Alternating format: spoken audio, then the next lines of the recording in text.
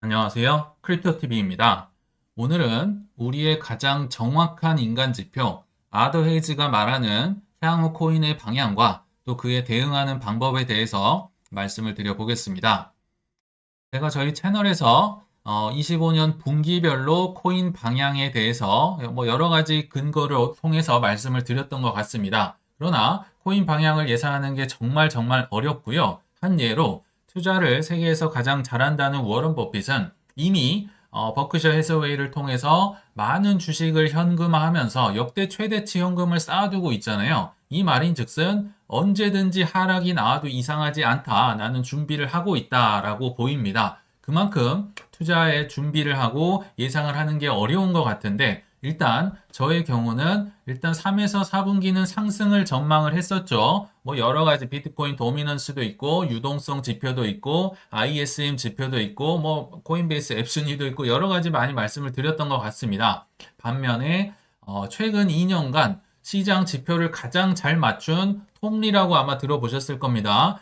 거의 잡두를 탔다고 하는데 이분의 경우는 상반기는 좋을 것인데 하반기는 별로 재미없을 걸. 자, 이분은 참고로 낙관론자, 긍정론자임에도 불구하고 하반기는 별로라고 합니다. 저랑 반대되는 의견을 갖고 있죠. 그래서 참 이게 어려운 것 같고요. 또 저는 2분기에서 조금 뒤로 미뤄지면 3분기 정도 초입까지도 하락할 수 있겠다 말씀을 드렸어요. 그 이유는 미국의 국가의 부채 한도 협상이 좀 뒤로 가면 조금 이게 미뤄지는 거고요. 그게 협상이 딱 되는 순간 카드 돌려막기 한 거 채워 넣어야 된다고 했었죠. 그래서 좀 어려워질 수 있겠다 이렇게 말씀을 드렸는데 톰리의 경우는 그냥 25년도 상반기가 좋을 것이다. 2분기도 좋다는 식으로 저는 들리더라고요. 역시 저랑 또 어긋납니다. 그렇죠? 그리고 가장 중요한 게 1분기인데요. 1분기처럼 많이 갈렸던 적도 없었던 것 같아요. 1분기는 저의 경우는 일단 그 국가 부채 한도 협상이 결렬이 됐기 때문에 연기가 됐기 때문에 수입은 들어오지 않지만 재무부 통장을 통해서 카드 돌려막기로 유동성이 공급이 되면서 어느 정도 그래도 선방을 할 것이다 라고 말씀을 드렸는데 원래 팩트를 체크해 보면 유동성은 줄어드는 게 맞습니다. 그래서 여러 가지를 통해서 1분기에 대하락 온다, 1분기에 엄청 떨어진다 이런 분들도 많이 있었던 것 같아요. 자, 뭐가 맞을진 모르겠지만 일단 제 관점은 이게 유지가 되고 있고요. 오늘은 조금 다른 얘기를 한번 더 드려보겠습니다. 어찌 보면 보충 얘기긴 한데요. 자, 연준의 지급준비금, 이 연준의 특히 은행들의 지급준비금이 높으면 높을수록 유동성에 좋다라고 말씀을 드렸죠. 그 이유는 유동성은 결국 대출인데요. 이 연준의 지급준비금이 높을수록 대출의 근본이 되는 돈이 많다. 그래서 이건 높으면 높을수록 유동성이 좋은 겁니다. 근데 최근에 24년도 말에 지급준비금이 3트릴리언 달러 밑으로 뚝 떨어지는 거 보이시죠? 여기 떨어졌다. 유동성이 꺾인 겁니다. 심지어 22년 4월 이래로 굉장히 많이 떨어졌다. 이거를 보고 약간 긴장을 하셨을 분들도 있으실 것 같은데 저는 이게 좀 일시적일 수 있다라고 생각이 듭니다. 왜냐하면 제가 예전 유동성 얘기할 때 영래포 얘기를 드렸던 것 같아요. 자, 어려우니까 이렇게 기억하시면 됩니다. 여기 앞에 붙었잖아요. 안 좋은 게 붙었으니까 이게 올라가면 안 좋다. 뭐예요? 유동성이 안 좋다. 여기 붙었으니까 이게 올라가면 유동성이 안 좋은 겁니다. 자, 근데 보니까 24년 말에 이게 빼꼼 나와 있죠. 올라가면 안 좋다는데 유동성이 안 좋아졌네. 자, 맞는 얘기예요. 아까 그 연준의 지급준비금이 떨어진 게 영래포로 쏙 들어오면서 유동성이 안 좋아졌는데 저는 이게 일시적이라고 봅니다. 그 이유는 연준이나 은행의 지급준비금은요. 레버리지 효과를 갖고 있기 때문에 규제를 많이 받는다고 해요. 그러나 영래포 이거는 투자 자산이거든요. 쉽게 말하면 은행에 연준에 이자를 받으려고 맡겨놓은 겁니다. 그러니까 투자 자산이니까 규제에 대한 부담이 상대적으로 적다고 합니다. 아마 윈도우 드레싱이라고 들어보셨을 텐데 연말에 우리은행은 대차대조표 깨끗해요, 건전해요. 이거를 좋게 보이기 위해서 준비금에 있던 걸 영래포 시장으로 살짝 빼놓은 겁니다. 그렇기 때문에 일시적으로 유동성이 안 좋아 보이는 걸로 저는 생각이 들거든요. 아무튼 자, 그래도 단기간의 방향을 예상하는 건 더더욱 어렵습니다. 그래서 1분기 정말 헷갈린다 싶으면요. 때로는 그냥 대표적인 인간 지표를 보는 게 가장 확실하다 생각이 듭니다. 그쵸? 어려우면 인간 지표를 보면 됩니다. 자, 그 중에 한 분을 소개해 드릴 텐데, 자, 오랜만에 또 나왔네요. 한 달 전만 하더라도 몽땅 다 판다고 합니다. 그래서 1월 20일 대통령 취임식 할 때 대폭락을 예상한다는 그분, 아더헤이즈가 12월 18일자로 이런 얘기를 했었죠. 내년 1월 취임쯤 시장은 대폭락이 올 거라고 확신을 한다. 참혹한 수준. 확신이면 뭐 말 다 했죠. 뭐 거의 뭐 100%인 것 같습니다. 그래서 개인적으로 올해 말 포지션을 줄이고 다 팔았다는 거죠. 저가 매수를 하려고 한다. 심지어 다른 트레이더들도 나처럼 시장 타이밍을 맞출 수 있다고 믿는다. 옆에 친구들도 이러고 있다는 거죠. 그러니까 이게 얼마나 우리 마음에 안정을 줬습니까? 왜냐하면 아더힐즈는요, 정말 정확한 인간 지표입니다. 이 친구가 오른다고 하면요, 실제로 조금은 더 오를 수 있어요. 그러지만 떨어졌고요. 떨어지고 있으면 더 떨어진다, 더 무서운 뭐 하락 올 것이다 하는데 실제로 조금 더 떨어집니다. 그러다가 결국은 올라가더라고요. 그래서 이 친구의 반대로 생각을 하는 게 좋겠다. 아마 알고 계실 거예요. 자, 안정을 줬었는데 아쉽게도 최근에 말을 바꿨다고 합니다. 한 달도 지나지 않아서 1월 7일자로 해서 미국이 유동성 확대 정책을 추진하고 있다. 유동성이 올라간다네요. 그래서 코인 시장은 1분기에 고점을 찍을 것이다. 갑자기 올라간다고 말을 바꿉니다. 아, 이거 조금 뒷골이 사늘해지지 않나요? 그러면서 심지어 뭐 여기 영래퍼도 나오고 뭐 어려운 얘기, 뭐 똑똑한 친구예요. 아무튼 이 친구의 주장은 지금 트럼프 행정부가 뭐 친암호화폐, 친기업 법안 실망감이 나타나더라도 유동성이 폭발을 할 수 있어서 흡수를 한다. 좋을 것이다. 라고 하는데 긴장을 해야 될까요? 긴장해야 된다고 생각이 듭니다. 왜냐하면 꽤나 맞거든요. 이 친구의 말이 반대로요. 그러면서 뭘 하고 있나 한번 제가 찾아보니까 탈중앙 과학 밈코인의 눈길 DSci라고 하죠. Decentralized Science Meme Coin. 이름도 알 수 없는 코인들을 한 대여섯 개 사가지고 가즈아를 외치고 있더라고요. 긴장을 해야 되나? 긴장해야 된다고 저는 생각이 듭니다. 자, 일단은 뭐 그럼 어떻게 해야 되느냐 뒤에 말씀드리기에 앞서서 왜 마음이 바뀌었나 봤더니 역시나 분위기가 심상치 않고 1월 7일 뭐 새벽이었던 것 같은데요. 뭐 10만 불 돌파하고 비트파이넥스에서도 중기 상승 관점을 유지를 한다. 비트코인 로비 단체가 벌써 14번째 주가 비트코인 전략자산 채택 법안 도입을 준비하고 있다. 심지어 번스타인은 정부 수요 제외에도 정부가 사는 거 빼라. 그래도 20만 달러는 갈 것이다. 이거 외에도 호재 뉴스들이 어마어마하더라고요. 그래서 이분이 마음을 바꿨구나. 약간 불길하죠. 자, 근데 여기서 이제 중요한 얘기를 한번 해보려고 합니다. 자, 투자의 기본이 뭡니까? 대다수랑 다르게 생각을 하고 다른 방향에 서는 겁니다. 이거는 정말 진리에 가까워요. 당연히 아더 헤이즈가 여기에 대다수를 지금 대표하고 있다 생각이 드는데 자, 그러면 다르게 투자하려면 어떻게 해야 되지? 그리고 나는 하락 도 준비가 됐는가? 자, 아시겠지만 상승만 있으면요. 그 어떤 문제, 그 어떤 위기, 디폴트 생기지 않아요. 그래서 항상 하락도 내가 준비를 해놨는가, 여유분이 있나, 이런 걸 한번 생각해보는 시간을 갖도록 하겠습니다. 아더헤이즈가 이 영상을 뭐 만들게 해줬다 보셔도 좋을 것 같은데요.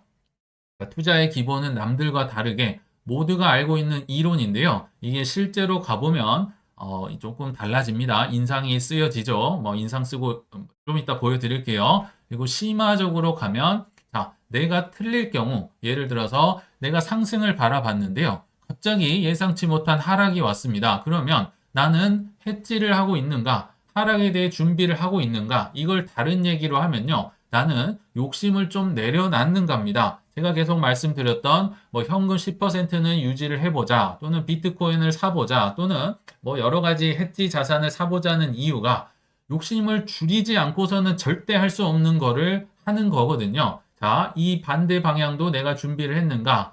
실제로 남들과 다르게 투자할 수 있는 자산, 해지 자산 둘 다를 만족하는 완벽한 제가 볼 때 완벽합니다. 자산이 있습니다. 근데 실제로 들어가 보면 이론과 다르게 인상 써진다고 했던 게 바로 이 얘기입니다. 삼성전자 얘기인데요.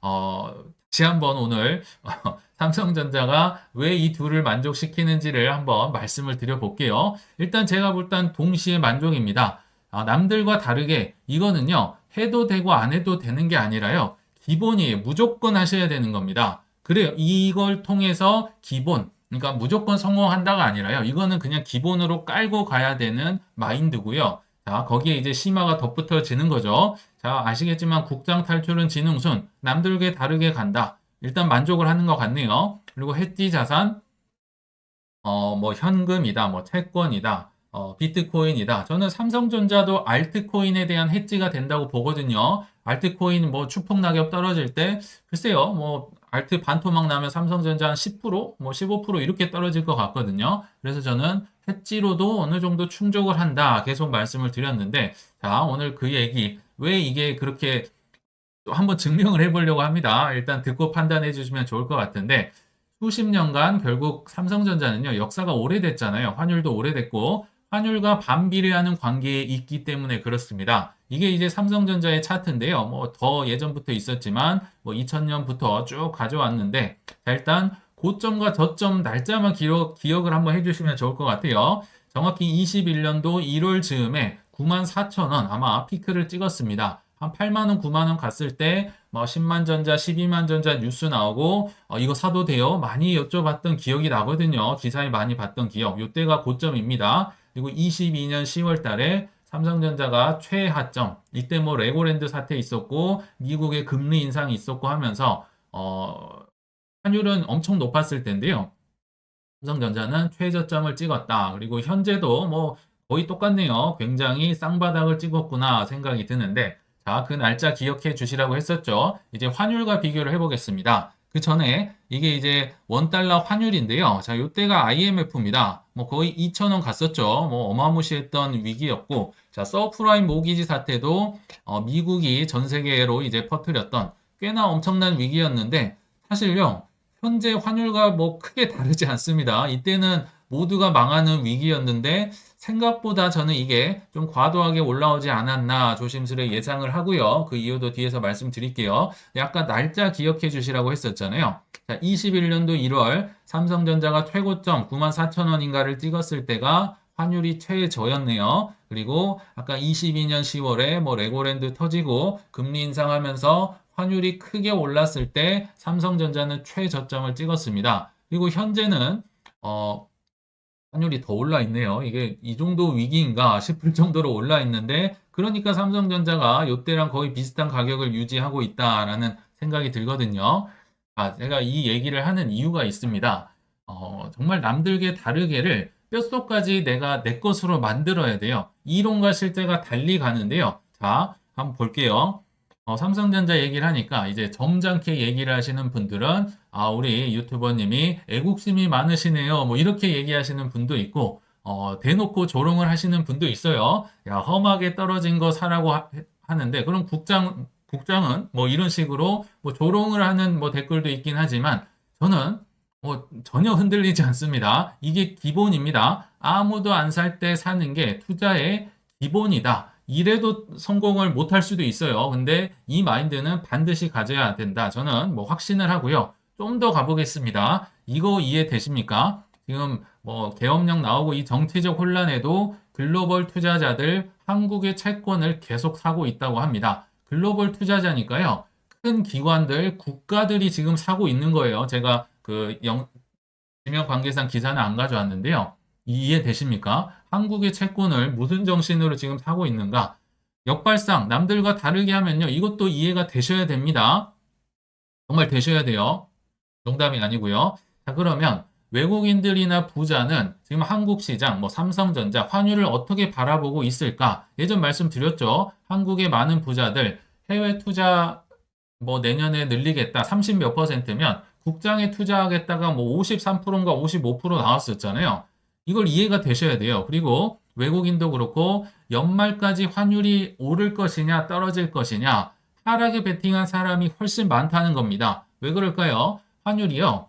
결국은 단기간에 떨어지긴 어렵겠지만 스멀스멀 저는 떨어질 거라 생각이 듭니다. 왜냐하면 미국의 입장에서도요. 지금은 강달러로 인해서 뭐 모든 자산이 미국으로 몰리고 경기가 좋아지고 있는데 반해서 이렇게 강달러가 지속이 되면요. 인플레가 느껴지지 않아요. 왜냐하면 성장이 계속되고 있으니까 곧 경기가 과열되고 약간 몰핀에 맞은 수준이다. 이런 이제 생각이 들 수 있거든요. 자, 고환율이 왜 이제 미국에 좀 부담이 되는지는 뒤에서 말씀을 드리고, 아무튼 환율이 하락을 하는데 이제 사람들이 많이 베팅을 할 거다 생각이 들고요. 특히나 외국인 입장에서 한번 생각을 해보겠습니다. 외국인들은요, 한국이 아이러브 한국이에요. 왜냐하면 자기 나라 1등 주식을 뭐 완전 똥 취급을 하는 겁니다. 네가 사라. 그거 누가 사냐 하면서 다 지금 미국 주식 빠져 있죠. 그러니까 외국인들 입장에서는 원화를 삽니다. 실제로 아마 벌어질 일이라 생각이 들거든요. 원화를 사면 나중에 환율이 떨어지면서 원화 상승분에 대한 환차익을 먼저 얻고요. 두 번째 삼성전자나 뭐 여러 가지 뭐 SK 하이닉스도 있고 뭐 현대차도 있고 있잖아요. 이 주식 상승분을 동시에 먹습니다. 유동성도 좋아요. 그래서 한국 자산을 살 때 뭐 부동산도 사고 국채도 사겠지만 주식을 가장 많이 삽니다. 빠져나오기도 편하죠. 그래서 환차익과 주식 상승분을 먹고 똥 빠져나갑니다. 이게 외국인들이에요. 정말 외국인들 똑똑합니다. 이길 수가 없어요. 그래서 외국인들은 이런 생각을 갖고 있겠다. 자, 이제 그러면 이 답 없는 고환율 이게 떨어져야 삼성전자가 오를 거 아니에요. 자, 좀 생각을 넓혀보도록 하겠습니다. 하반기까지 낮아질 수는 있는가? 지금 왜 환율 얘기를 드리냐면요. 결국 이게 환율이 결국 떨어져야 코인 훈풍이 찾아오기 때문에 저는 이게 큰 이제 훈풍은 하반기에 온다고 말씀을 드렸죠. 하반기쯤에는 떨어질 가능성이 높다라고 생각이 드는데 환율이 좀 어렵기 때문에 그 신한은행의 오건영 선생님의 말을 좀 도움을 빌려서 제가 표현을 해보겠습니다. 일단 국내적으로도 뿅망치가 등장을 합니다. 뭐냐면요. 오를 때마다 뿅망치로 떨어뜨리죠. 그 대표적인 방법이 뭘까요? 자, 한국은행과 국민연금이 통화 스와프를 체결을 합니다. 그래서 환율이 오를 때마다 뿅망치로 떨어뜨려요. 오를 때마다 뿅망치. 여기는 바로 떨어지고 여기는 좀 있다가 떨어지네요. 뿅망치 떨어지고 뿅망치 떨어지고 이게 무슨 뿅망치냐면요. 쉽게 생각을 해보면 자, 국민연금이요. 지금 해외 투자 많이 하는 거 알고 계시죠? 국장보다 해외 투자 수익률이 훨씬 좋아요. 그러면 달러를 사야 투자를 할 거 아니에요. 예를 들어서 500억 달러로 내가 해외 투자하겠다. 이렇게 누군가 소식을 알고 있다고 해보세요. 그러면 달러 들고 있는 사람들이 어떤 생각을 할까요? 국민연금이 일단 달러를 사줘야 해외에 투자를 할 거 아니에요. 그래서 달러 환율이 더 오를 것이다. 이 기대감이 어마어마할 겁니다. 안 팔을 겁니다. 사람들이요. 근데 갑자기 재를 뿌리는 뿅망치가 나옵니다. 그게 뭐냐면요. 한국은행이 빌려줄게. 바꿔줄게. 달러 사지 마. 국민연금 너 내가 들고 있는 달러랑 바꿔줄게 해가지고요. 둘이 원화랑 달러를 바꿔버립니다. 그러면 달러를 사지 않고 해외에 투자를 할 수 있겠죠. 그러면 달러에 투자하는 분들이 투기꾼들이 갑자기 기대감이 확 식겠죠. 이거 안 사는구나. 그래서 항상 뿅망치 역할을 했던 겁니다. 이때가 그 레고랜드 사태 22년 말에 있었는데요. 뿅망치 100억 달러 바꿔줄게 하니까 쭉 떨어졌죠. 350억 달러 바꿔줄게. 심지어 500억 달러에 이어서 최근에는 650억 달러까지 스왑을 늘렸고요. 만기도 지금 연장을 하고 있다고 합니다. 그래서 이 환율에 대한 기대감을 국내에서도 뿅망치를 통해서 떨어뜨리고 있습니다. 그래서 결국은 이렇게 서서히 떨어지지 않을까 예상을 하고요. 자, 한국만 힘든 게 아니죠. 지금 달러만 예외주의고 전 세계가 힘들고 있어요. 그러면 국제적인 공조를 가야겠죠. 근데 재밌습니다. 22년도에도 고환율에 뭐 고금리 아마 기억나실 텐데요. 자, 고금리를 지금도 사실 비슷해요. 미국 정부 특히 재무부 제니 옐런 장관이 이 강달러를 너무나도 즐깁니다. 너무 행복해. 우리만 고금리인데 뒤에서 막 유동성 공급하면서 경제가 튼튼했었잖아요. 그러니까 이때 당시 했던 얘기가 인플레이션 잡을 때까지 강달러 개입 안 하겠다. 이 강달러 랠리를 즐겨라. 니네가 힘들든지 말든지 우리는 인플레 억제가 미국 최우선 과제야. G7 강달러 대응 공동 조치 필요 없어. 뭐 이런 식으로 콧방귀도 안 끼다가 근데 무슨 일이 생겼나요? 앞으로 벌어질 일입니다. 그러면 전 세계가 힘들면 어떻게 되나요? 달러가 없고 환율이 올라가면 미국 국채를 결국 던져야 돼요. 국채를 팔아서 달러를 확보를 해야겠죠. 그러니까 전 세계가 갑자기 국채를 팔 것 같은 이 뭐랄까요? 뉘앙스가 포착이 됩니다. 그러니까 갑자기 제니 옐런 장관 얼굴이 똥색이 되겠죠. 아, 이러면 안 되는데, 해결 안 되는데. 그러면서 갑자기 한 달 만에 말을 바꾸죠. 22년 11월 강달러 세계적인 여파인 거 인정한다. 개도국이 망하면 안 되는데 갑자기 걱정을 해주기 시작하네요. 자, 이런 식으로 국채 던지면 답이 없는 겁니다. 물론 뭐 비트코인이다 뭐다 하면서 국제 수요를 흡수를 해준다고는 하지만 결국 강달러는요. 언제나 지속이 될 수는 없어요. 미국만 잘 살고 다른 나라 다 못 산다. 이게 계속 유지가 된다. 미국이 혼자 왕인 거 보셨습니까? 그래도 어느 정도 먹고는 살아야 이게 유지가 되는 거예요. 항상 미국만 잘 된다. 생각보다 그 생각대로 가지 않을 겁니다. 그래서 결론을 한번 얘기를 드리면 답이 없는데 왜 자꾸 거기다 투자를 하느냐. 뭐 삼성전자도 그렇고 뭐 코인도 떨어지면 이런 얘기 나오죠. 답이 없으니까 투자를 하는 거예요. 자, 남들과 절대 반대로 가야 된다. 꼭 기억해 주시라는 차원에서 좀 환율까지 들먹이면서 한번 얘기를 드려봤네요. 그래서 결론에 왔는데 나는 다수와 반대로 투자를 하고 있을까? 그리고 항상 하락과 해지 도 준비가 돼 있나? 상승이 아니라 해지를 준비하려면 좀 욕심을 내려놔야 된다고 말씀을 드렸잖아요. 욕심을 내려놓기 위해서는 결국 1분기에 일단 현금 10%는 저는 항상 유지를 하려고 노력을 합니다. 그러나 또 1분기에 만약에 제 예상대로 좀 상승이 많이 나온다. 일부 현금화를 해놓는 것도 나쁘지 않겠다 생각이 듭니다. 뭐 이거는 각자 이제 하시는 거지만 그리고 또 비트코인을 사놓는 거 알트코인 50% 떨어질 때 비트코인 한 10%, 15% 떨어질 거잖아요. 그래서 저는 해지가 된다 생각이 들고요. 나 또는 뭐 저는 삼성전자 얘기를 했지만 나만의 아무튼 삼성전자가 있어야 돼요. 지금 이 모든 게 뭡니까? 내가 욕심을 내려놔야만 살 수 있는 것들입니다. 현금 남겨두는 거, 비트코인 사는 거, 삼성전자 사는 거, 막 알트코인으로 10배, 20배가 아니라요. 2배만 가도 나는 땡큐다. 또는 뭐 현금 들고 있으면 더더욱 말할 것도 없겠죠. 이렇게 나는 욕심을 좀 해지를 해놓을 필요도 있겠다는 생각이 듭니다. 그리고 사실 이 모든 게 반토막 정도, 뭐 마이너스 60, 70 우습다, 나 견딜 수 있다. 그러면요, 이럴 필요가 없어요. 그쵸? 뭐 하락 정쯤이야, 뭐 어차피 오른다면서 버텨버릴 수 있다면 뭐 이게 상관이 없는데 그게 어렵다면 이렇게 준비를 해놓는 게 저는 욕심을 좀 내려놓을 필요는 있다는 생각이 들고요. 결국 뭐 말씀드리는 건 다 비슷한 얘기죠. 다수가 탐욕에 가득 차 있을 때 이거 좀 팔아볼까? 이런 생각을 가져야 되고요. 아, 이거 망했네. 끝났네. 아, 이거는 진짜 아닌데. 이럴 때 사볼까? 사보려면 이런 게 있어야겠죠. 이 생각을 하실 수 있어야 된다. 이게 투자의 기본이다. 좀 말씀을 드리고 싶었습니다. 그래서 결론은 양방향으로 준비된 자, 그리고 남들과 반대로 행동하는 자가 되셔서 상승도 크겠지만 하락폭도 깊을 2025년을 잘 통과하시길 바라면서 이만 물러가겠습니다. 시청 감사합니다.